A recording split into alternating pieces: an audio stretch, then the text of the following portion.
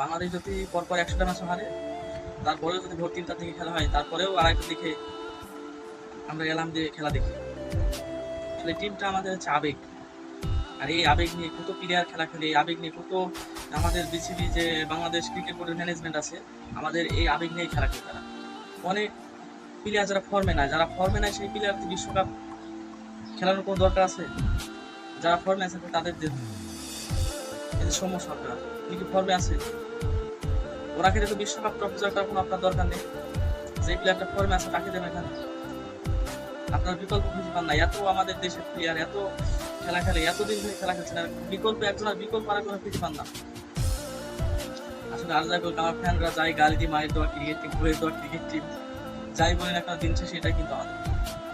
So দয়া করে আমি একটা কথা বলতে চাই, আমাদের ইমোশন, মানে ইমোশনটা নিয়ে আপনারা একটু খেলা করেন।